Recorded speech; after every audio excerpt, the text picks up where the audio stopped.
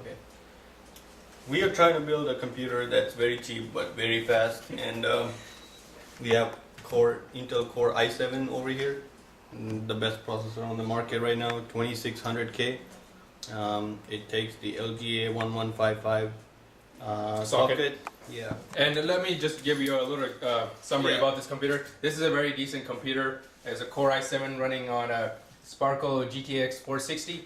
I was meaning to make a working computer, but under $700, we just wanted out making a Core i7 computer with a really decent motherboard, 500 watts, and with a 4-fan V4 thermal take case. Okay, so the hard drives are pretty expensive nowadays. So what we did was I had a whole old hard drive.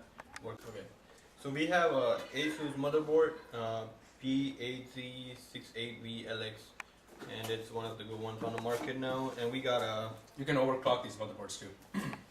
Yeah, it's made for overclocking, and we got a 500 watt, which is more than enough for a 460 and i7, which is very efficient in the computing power. It's a very legit power supply. It's very heavy, so it's legit. And we got a Samsung CD drive and DVD writer. Yeah, we're not into Blu-ray and stuff because we got a hard drive, and we got 8GB RAM memory. Crossfire. And we got 3 fans to keep it cool. Yes. We got a GeForce GTX 460. By Sparkle, 1GB. Yeah, very good for. Yeah.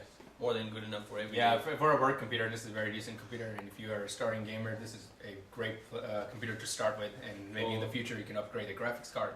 Now this fan case right here comes with the 1 fan, so when we install these 3 fans in there, we'll be running 4 fans total, and you can really cool the heck out of this computer. After everything, after all the rebates, it should be about $698. Yes.